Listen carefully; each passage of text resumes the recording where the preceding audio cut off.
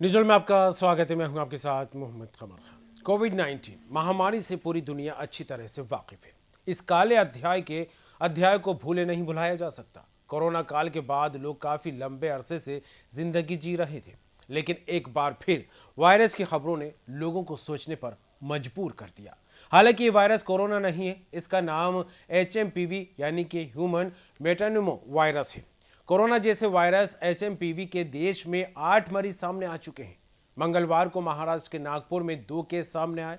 यहां एक 13 साल की लड़की और एक 7 साल का लड़का संक्रमित पाया गया है। दोनों ही बच्चों को लगातार सर्दी और बुखार था। इसके बाद प्राइवेट लैब की जांच में दोनों की रिपोर्ट पॉजिटिव आई है। हालांकि इन्हें अस्पताल में भर्ती नहीं करना पड़ा। इलाज के बाद उनकी स्थिति कंट्रोल में है। इससे एक दिन पहले कर्नाटक और तमिलनाडु में दो मामले सामने आए। पश्चिम बंगाल की बात करें तो यहां पर पश्चिम बंगाल और गुजरात में एक एक केस मिला है। वायरस के कुल 6 मामले सामने आए, इसमें ज्यादातर बच्चे हैं। केंद्र ने राज्य को इन्फ्लुएंजा लाइक इलनेस और सीवर एक्यूट रेस्पिरेटरी इश्यूज जैसी सांस की बीमारी की निगरानी बढ़ाने और HMPV के बारे में जागरूकता फैलाने की सलाह दी है। देश के 4 राज्यों में संक्रमण के मामले मिलने के बाद स्वास्थ्य मंत्री JP नड्डा ने कहा कि ये नया वायरस नहीं है और सरकार हालत पर नजर बनाए हुए है। वायरस के लक्षण कोविड जैसे छोटे बच्चों पर ज्यादा असर HMPV वायरस से संक्रमित होने पर मरीजों में सर्दी और कोविड-19 जैसे लक्षण दिखाई देते हैं। इसका सबसे ज्यादा असर छोटे बच्चों पर देखा जा रहा है। इनमें 2 साल से कम उम्र के बच्चे सबसे ज्यादा प्रभावित हैं। केंद्र सरकार ने कहा था कि सर्दी में HMPV का इन्फेक्शन आम बात यानी चीन में HMPV के बढ़ते मामलों के बीच इमरजेंसी जैसे हालात बनने की बात कही थी। हालांकि भारत सरकार ने 4 जनवरी को ज्वाइंट मॉनिटरिंग ग्रुप की बैठक की। इसके बाद सरकार ने कहा कि सर्दी के मौसम में फ्लू जैसी स्थिति असामान्य नहीं है। चीन के मामलों पर भी नजर रखे हुए हैं और सरकार इनसे निपटने के लिए तैयार है। विशेषज्ञों का मानना है कि HMPV कोई नया वायरस नहीं है। 2001 में इसकी पहली बार पहचान हुई थी। इसके बाद ये दुनिया में फैला। ये सांस लेने से फैलता है, हवा के माध्यम से फैलता है। ये सभी एज ग्रुप के लोगों पर भी असर करता है। WHO हालत पर नजर बनाए हुए है और जल्द ही रिपोर्ट शेयर की जाएगी। सरकार का कहना है कि फ्लू जैसी बीमारियों की जांच के लिए सिस्टम मौजूद है। सरकार ने यह भी कहा है कि भारत में ICMR और IDSP के जरिए इन्फ्लुएंजा जैसी बीमारी ILI और इन्फ्लुएंजा के लिए गंभीर तीव्र सांस की बीमारी यानी कि SARI के लिए मजबूत निगरानी सिस्टम मौजूद कर दिया है। दोनों एजेंसियों के आंकड़ों से पता चलता है कि ALI और SARI मामलों में कोई असामान्य बढ़त नहीं हुई है। हालांकि ये भी कहा गया है कि एहतियात के तौर पर ICMR HMPV की टेस्टिंग करने वाली लैब की संख्या बढ़ाएगा। साथ ही पूरे साल HMPV के मामलों पर नजर रखी जाएगी। सोशल मीडिया पर चीन के कई वीडियो भी वायरल हो रहे हैं। दावा किया जा रहा है कि ये भीड़ HMPV वायरस से संक्रमित लोगों की है। हालांकि इनकी पुष्टि नहीं की जा रही है, क्योंकि कहा यही जा रहा है कि लोग जागरूक होंगे तो कहीं ना कहीं इस तरह का डराने वाला माहौल नहीं बनेगा। देश सांस से जुड़ी बीमारियों के मामले में किसी भी बढ़त से निपटने के लिए पूरी तरह से तैयार है। इस तरह की तथ्य सरकार की तरफ से निकलकर सामने आ रहे हैं। चीन में फ्लू के बढ़ते मामलों की वजह RSV और HMPV है। इस मौसम में ये इन्फ्लुएंजा के सामान्य वायरस हैं। सरकार स्थिति पर कड़ी नजर रख रही है। साथ ही WHO से चीन की स्थिति के बारे में समय समय पर अपडेट देने के लिए कहा गया है।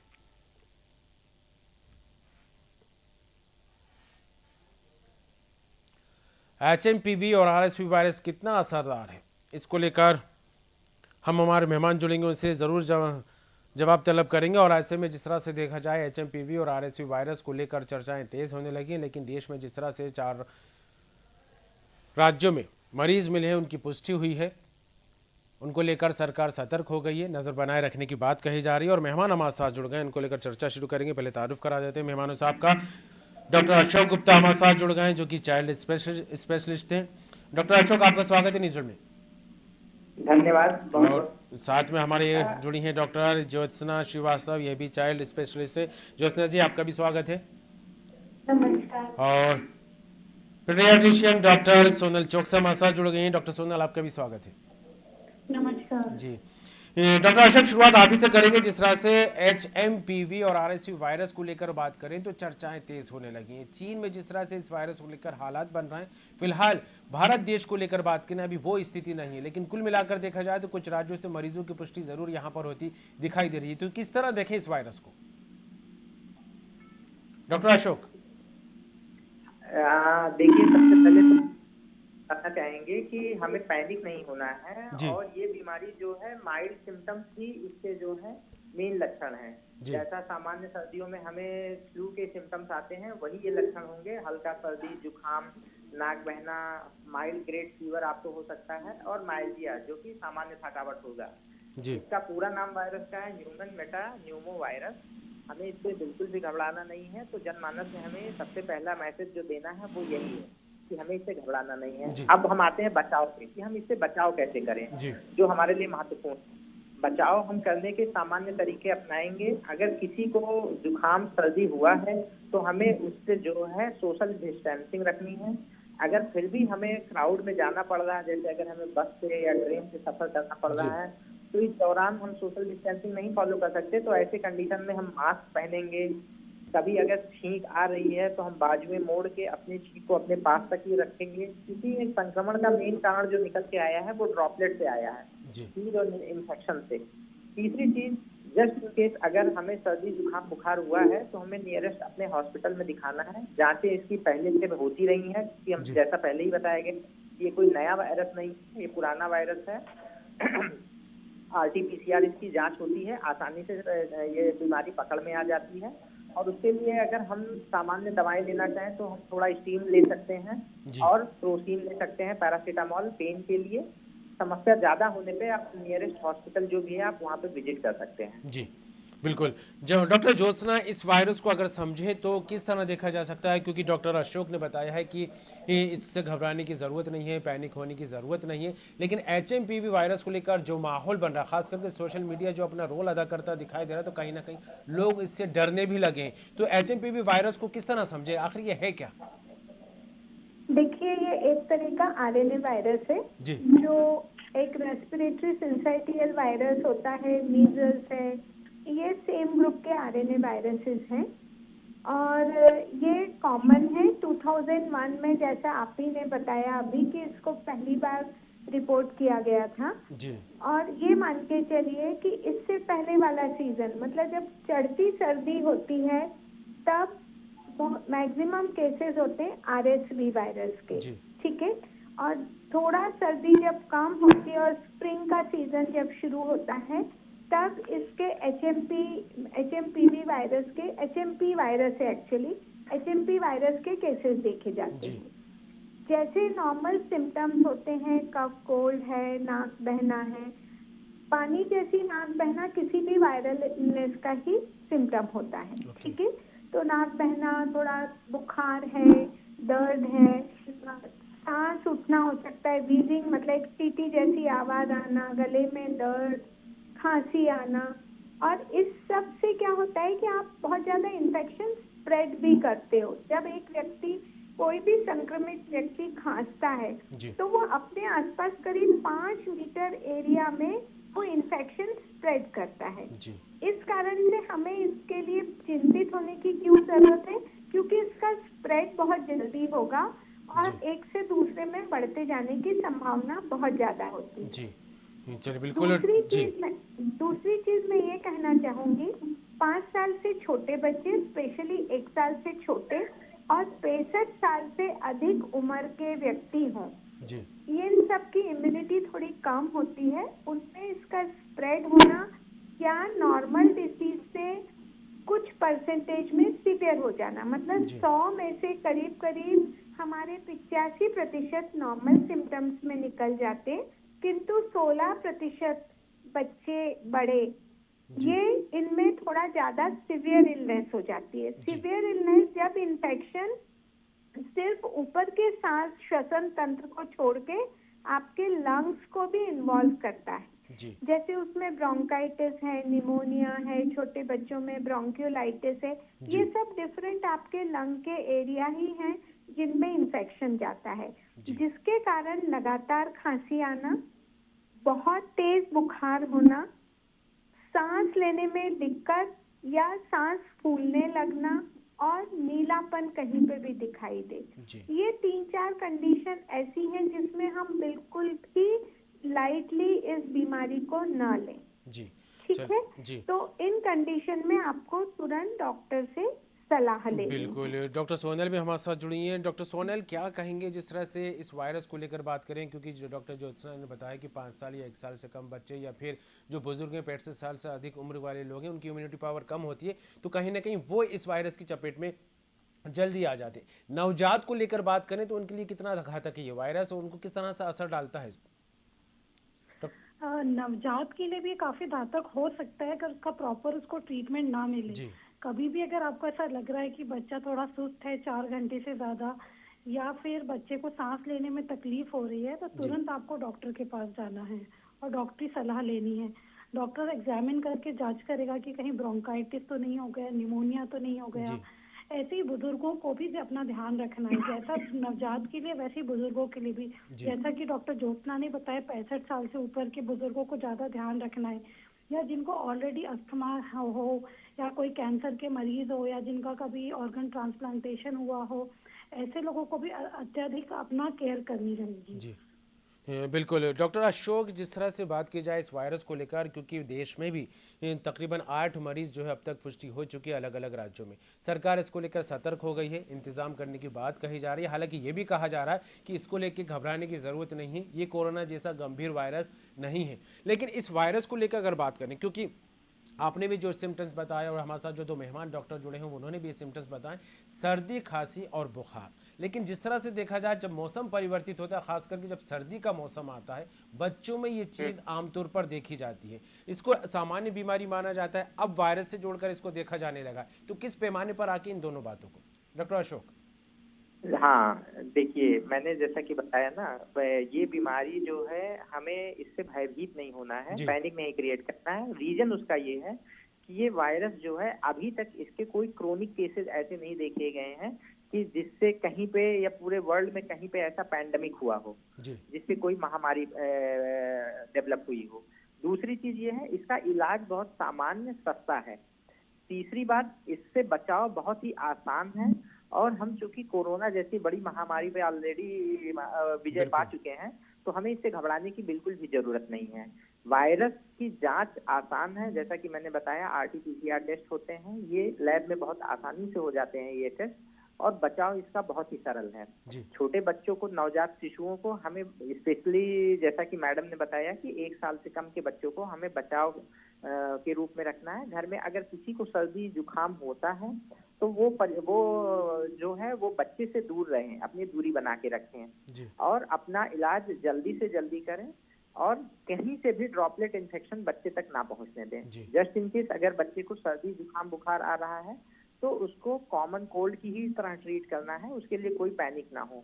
जी किसी मरीज को अगर सिम्टम्स बढ़ते हैं, खासकर इम्यूनो कम्प्रोमाइज मरीज अगर है, जैसे कि कोई भी क्रोनिक एज्मा का पेशेंट है, ब्रोंकियोलाइटिस का पेशेंट है, जी क्रोनिक ब्रोंकाइटिस का है, उनमें ये सिम्टम्स जो हैं और एग्रीवेट हो सकते हैं, मतलब सिम्टम्स और बढ़ के आ सकते हैं। जी ऐसी कंडीशन में हॉस्पिटलाइजेशन की जरूरत पड़ सकती है। तो जो मरीज ऑलरेडी इम्यूनो कम्प्रोमाइज हैं या किसी गंभीर समस्या से ग्रसित हैं, अगर उनको ये सिम्टम दिखाई देते हैं तो वो अपने नियरेस्ट अस्पताल में जल्द से जल्द दिखा लें। बिल्कुल। डॉक्टर ज्योत्सना, जिस तरह से आपने भी जिक्र किया 5 साल से कम, 1 साल से छोटे बच्चे या 65 साल से ज़्यादा उम्र के बुजुर्ग हैं, कहीं ना कहीं ये वायरस उन पर ज़्यादा असर डालता है क्योंकि इम्यूनिटी पावर इनकी कमज़ोर होती है। कार्डियक पेशेंट को लेकर अगर बात करें, क्योंकि उनको भी सर्दी के मौसम में देखा जाए तो कहीं ना कहीं सर्दी जुकाम जल्द होने की संभावनाएं बनती दिखाई देती हैं, और इस वायरस से जोड़कर अगर कार्डियक पेशेंट को देखा जाए तो कितना असरदार है? जी, देखिए ये तो ज़रूरी है कि कार्डियक पेशेंट हमेशा एट रिस्क होते हैं और जी उनमें ये इन्फेक्शन के चांसेस भी ज़्यादा होते हैं और उनमें सीवियरिटी भी ज़्यादा होती है। 2 चीज़ें मैं यहाँ कहना चाहूँगी, इसका इलाज अवेलेबल है। जी बहुत स्पेसिफिक ड्रग नहीं है बट ड्रग्स आर अवेलेबल। जी इसमें doctors can treat by bronchodilator, ज़रूरत हो तो स्टेरॉइड। पर ये मान के चलिए यदि सिवियर इलनेस हुई है उसकी मॉर्टेलिटी हाई है, जी इसलिए हम इस पे इतनी पैनी नज़र बनाए हुए हैं। जी 85% तो आपके नॉर्मल निकल गए, लेकिन जो 15% हैं उनमें कॉम्प्लिकेशन होने, या इवन कान बहना, ये सारे सिम्टम्स भी इसमें होते हैं, ठीक है। ओटाइटिस मीडिया, कान में दर्द होना, गले में वो, तो ये 15% बच्चे जिनमें सीवियर इलनेस हो रही है, उनमें डेथ रेट हाई हो सकती है, इसलिए हमें इसको केयरफुल रहना है। देखिए, इसका कोई टीकाकरण नहीं है। कोविड के लिए हम बिल्कुल ही अनजान थे। ये वायरस 2001 से है, हमें मालूम है इसके लिए क्या क्या ड्रग यूज हो सकते हैं और इसको कैसे ट्रीटमेंट करना, इसलिए घबराने की जरूरत नहीं है। मैं सबसे इम्पोर्टेंट कहूंगी, बार बार हाथ धोना, आपस में दूरी बना के रखना, मास्क का प्रयोग। आप अस्पताल जाते हैं और तभी आप सोचें कि मास्क लगाएंगे, नहीं। आप बच्चों को स्कूल भेज रहे हैं, उनको एनकरेज करिए कि वो मास्क लगाएं। किसी बच्चे को खांसी है तो टीचर को चाहिए कि वो उस बच्चे को भी मास्क यूज करने को कहे और दूसरे बच्चों से थोड़ा सा आइसोलेट करके बिठा दे, ठीक है। तो मास्क इतना सस्ता सुंदर, हैंड वॉशिंग एंड मास्क का यूज, यदि हम बीमार व्यक्ति और स्वस्थ व्यक्ति दोनों मास्क का प्रयोग कर रहे हैं तो हमारी डिसीज स्प्रेड होने के चांस सिर्फ 5% होते हैं, ठीक है। इसलिए इस बीमारी को हम फ्रीक्वेंट हैंड वॉशिंग और मास्क के प्रयोग से बचा सकते हैं। जिस तरह के बिल्कुल बात पूरी कीजिए। नहीं है, पर cardiac disease is yes at risk, उनको अपना ध्यान रखना बहुत जरूरी है। बिल्कुल। डॉक्टर जोशी, एक चीज़ और जानना चाहेंगे कि जिस तरह से कोरोना वायरस के सिम्टम्स थे और HMPV वायरस के सिम्टम्स को लेकर बात करें तो कहीं ना कहीं सिमिलरिटी ना यहाँ पर नजर आ रही है।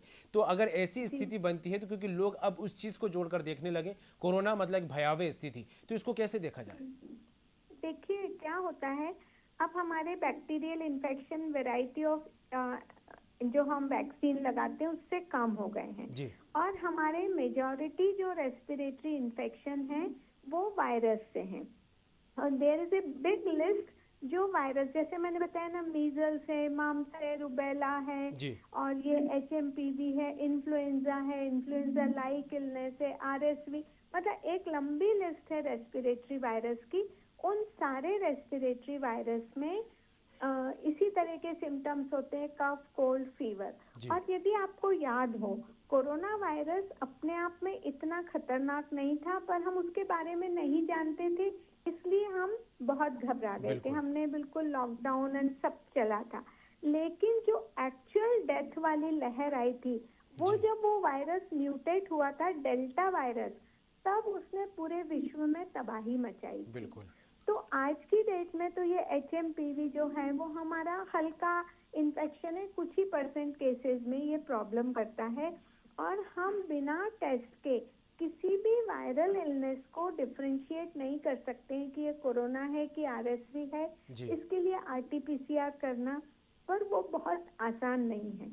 इसलिए मैं कहूँगी ट्रीटमेंट, डायग्नोसिस, इन सबके डायलेमा से बचते हुए आप इसको प्रिवेंट करने की कोशिश करें, मास्क का प्रयोग करें और यदि आपको सर्दी खांसी सामान्य है लेकिन उसके साथ यदि फीवर तेज आ रहा है, आपको गले में तेज दर्द है, सांस लेने में दिक्कत है, तो तुरंत बिना डिले के डॉक्टर से कंसल्ट करें। बिल्कुल, प्रिकॉशंस और अवेयरनेस ज़्यादा ज़रूरी है इस तरह की चीज़ों से बचने के लिए। बिल्कुल डॉक्टर अशोक, आपका रुख करूंगा, लेकिन उससे पहले एक सवाल डॉक्टर सोनल से। सोनल जी, क्या कहेंगे जिस तरह से खास करके बच्चों को लेकर बात करें, जो छोटे बच्चे होते हैं, 2 साल से 1 साल से कम बच्चे हों या नवजात शिशुओं को लेकर बात कर लें, जब उनमें इस तरह के सिम्टम्स नज़र आते हैं तो जो पुरानी महिलाएं, चाहे दादी और नानी को लेकर बात कर लें, तो वह अपने घरेलू उपाय यहाँ पर शुरू कर देती हैं, क्योंकि कहा यही जाता है कि सामान्य सर्दी है, सही हो जाएगी। लेकिन जब से वायरस को लेकर चाहे सोशल मीडिया हो, मीडिया के जरिए जो खबरें आती हैं, तो अब उससे इस तरह के सिम्टम्स जोड़ के देखे जाने लगे। जो घरों में इलाज होता है वो कितना कारगर है, करना चाहिए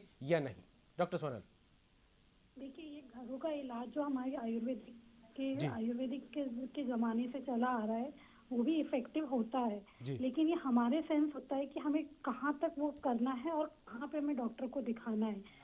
अब आप बात करें 2 साल से नवजात बच्चों को, उनके लिए कभी भी छोटा बच्चा बीमार होता है, आपको एक डॉक्टरी सलाह लेना जरूरी होता है, क्योंकि वो ज्यादा बेटर तरीके से असेस कर पाते हैं कि बच्चे को कितनी सीरियसनेस है, कितना सिक है। जी, चलिए बिल्कुल डॉक्टर अशोक, आखिरी सवाल आपसे ज़रूर करना चाहूँगा। इस वायरस के बाद जिस तरह से पुष्टि होती है, जिस तरह के सिम्टम्स नज़र आते हैं, एंटीबायोटिक या अन्य दवाएं, इस पर किस तरह की दवाएं ज़्यादा असरकार होती हैं और किस तरह की दवाओं से इसका इलाज संभव है? देखिए, सबसे पहले तो मेरा सलाह रहेगा कि जो 6 माह से छोटे शिशु हैं, जी। इनको माँ के दूध के अलावा और किसी भी तरीके की कोई भी होम रेमेडी ना दें। कई बार हम इन बच्चों में काढ़ा या घर से और कुछ करके ऐसे पिलाने की कोशिश करते हैं, जो कि पूरी तरह से मैं नकारता हूँ। जी।